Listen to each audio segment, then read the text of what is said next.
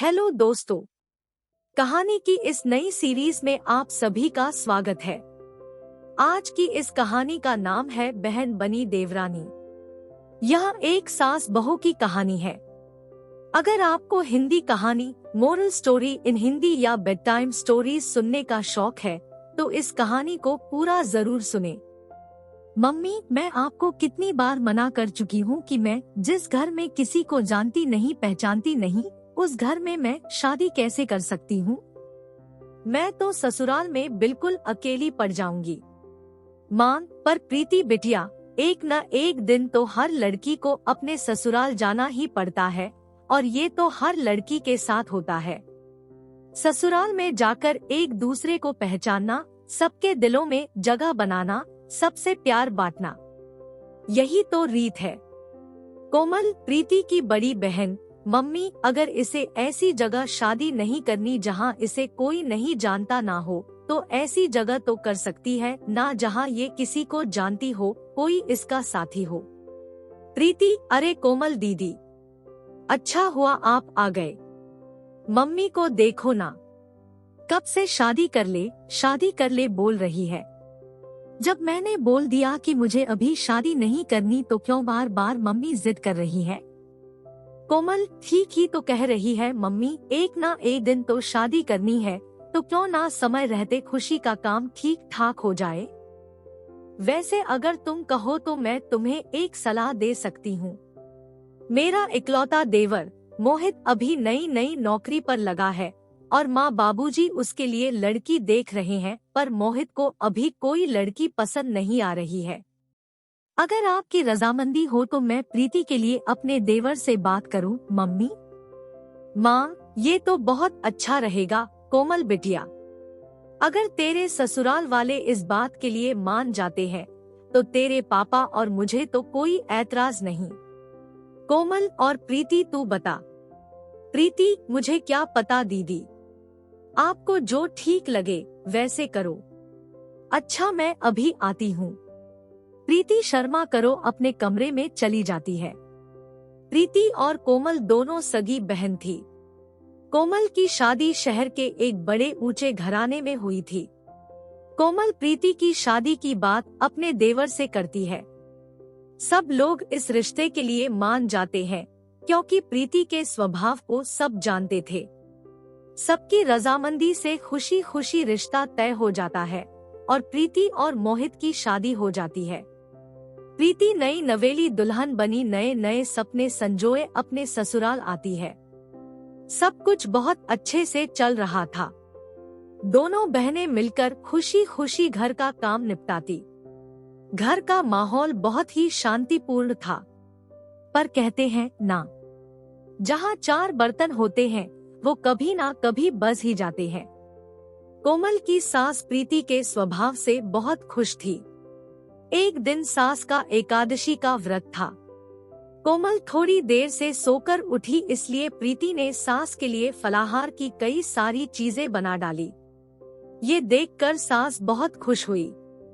सास, प्रीति बहू, मैं तो धन्य हो गई जो तुम जैसी बहू ऊपर वाले ने मुझे दी। मेरी दोनों बहुएं लाखों में एक है। वैसे तुमने तो फलाहार कितनी सारी चीजें बना डाली, मेरा तो पेट अच्छे से भर गया। प्रीति, माँ जी, आपको फलाहार पसंद आया, यह मेरे लिए बहुत खुशी की बात है। अपनी सास की प्रशंसा की हकदार पहले अकेली कोमल हुआ करती थी, पर अब सास का प्यार बंट गया था। प्रीति की तारीफ सुनकर कोमल को अपनी बहन से थोड़ी ईर्ष्या होने लगी, इसलिए उसके व्यवहार में बदलाव आने लगा। प्रीति, कोमल दीदी देखना, मैं कढ़ी बना रही थी। पकौड़ों के लिए इतना बेसन काफी रहेगा ना। कोमल, देखो प्रीति, अब तुम मेरी छोटी बहन नहीं हो, तुम मेरी देवरानी हो, इसलिए घर की जिम्मेदारियां सीख जाओ। अब हर समय मैं तुम्हें थोड़े ही बताती रहूंगी कि क्या सही है और क्या गलत है। खुद भी तो बनाना सीखो, और वैसे भी मुझे बहुत सारे काम है। आज से पहले कोमल ने प्रीति से कभी ऐसे बात नहीं की थी, पर प्रीति इस बात पर ध्यान नहीं देती। अब तो कोमल अक्सर प्रीति को नीचा दिखाने की भी कोई कसर नहीं छोड़ती थी। एक दिन प्रीति ने गलती से दाल में देसी घी के तड़के की जगह तेल का तड़का लगा दिया, जिस पर कोमल उसे टोकने लगी। कोमल, प्रीति, तुम्हें पता है ना कि माँ जी को देसी घी के तड़के वाली दाल पसंद है, फिर तुमने तेल का तड़का क्यों लगा दिया? प्रीति, दीदी, वो देसी घी मुझे मिली नहीं रहा था। मैंने पूरी रसोई में देखा, इसलिए मैंने तेल का तड़का लगा दिया। कोमल, 6 महीने तुम्हारी शादी को हो गए हैं, कब तक मैं ही रसोई के सामान की देखभाल करती रहूंगी? तुम्हें भी तो देखना चाहिए। देसी घी हमेशा भंडार घर में रखा होता है, एक बार वहां जाकर देख लेती, कम से कम ये गलती तो नहीं होती। एक बात कान खोलकर सुन लो, यहाँ तुम मेरी बहन नहीं देवरानी हो। कभी ये सोचो कि दीदी दीदी करके तुम मेरी मदद लेकर घर में सबकी तरफदारी बटोरती रहोगी और मैं चुपचाप देखती रहूंगी। सास, कोई बात नहीं कोमल बहू, इस पर इतना गुस्सा होने वाली क्या बात है? कभी कभी देसी घी ना हो तो तेल के तड़के वाली दाल खाने में मुझे कोई परेशानी नहीं है, और वैसे भी तेल के तड़के में भी दाल बड़ी स्वादिष्ट लग रही है। मुझे प्रीति ने ऊपर से सफेद मक्खन डालकर दिया था, और मखनी दाल तो मक्खन डालकर वैसे ही बहुत स्वादिष्ट हो जाती है। प्रीति की तरफदारी करती हुई अपनी सास को देखकर कोमल गुस्से से भर जाती है और पैर पटकती हुई अपने कमरे में चली जाती है। कोमल ने प्रीति से बात करना भी बंद कर दिया था। इस वजह से प्रीति का मन बहुत परेशान रहता था। कोमल की आंखों पर तो जलन की पट्टी बंधी हुई थी। एक दिन, सास, क्या हुआ कोमल? तबीयत तो ठीक है, आज सुबह से ही सो रही हो? अरे, तुम्हें तो बहुत तेज बुखार है। कोमल, माँ जी, मेरा सिर दर्द से फट रहा है, बड़ी घबराहट भी हो रही है। सास, प्रीति बहू, जल्दी आओ। देखो कोमल बहू बुखार से तप रही है और इसने किसी को कुछ नहीं बताया। सूरज भी शहर से बाहर गया हुआ है। प्रीति, कोमल दीदी, आपने मुझे बताया क्यों नहीं? घबराओ नहीं, मैं अभी मोहित को फोन करती हूँ। वो ऑफिस नहीं पहुँचे होंगे, रास्ते में ही होंगे। प्रीति, हेलो मोहित, आप तुरंत घर आ जाओ, दीदी की तबीयत ठीक नहीं है, वो बुखार से तप रही है। मुझे तो बहुत घबराहट हो रही है। मोहित, प्रीति का पति, घबराओ नहीं प्रीति, मैं अभी आता हूँ, चिंता मत करो। प्रीति दीदी दीदी करके रोना शुरू कर देती है। इतनी देर में मोहित घर आ जाता है। वो लोग कोमल को लेकर अस्पताल पहुँचते हैं।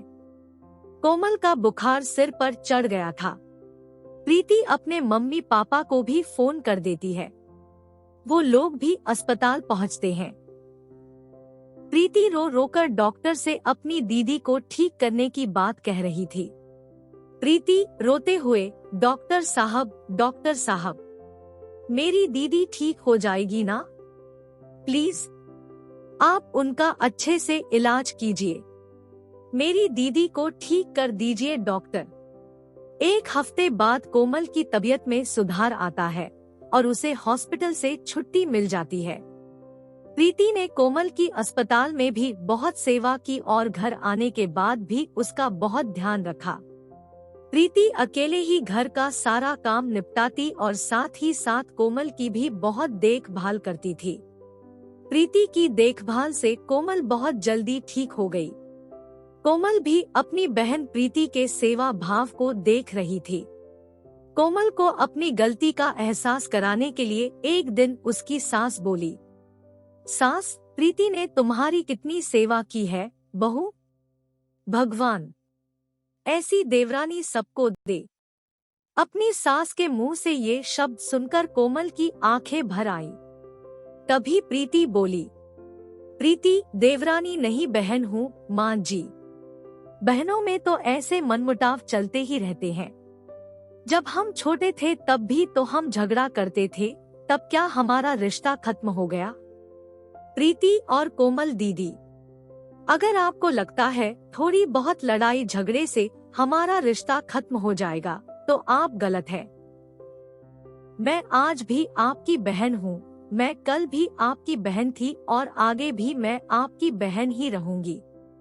देवरानी, मुझे कभी मत समझना और ना कभी बोलना। कोमल, प्रीति, मेरी प्यारी बहन। प्रीति और कोमल एक दूसरे के गले लग जाती है।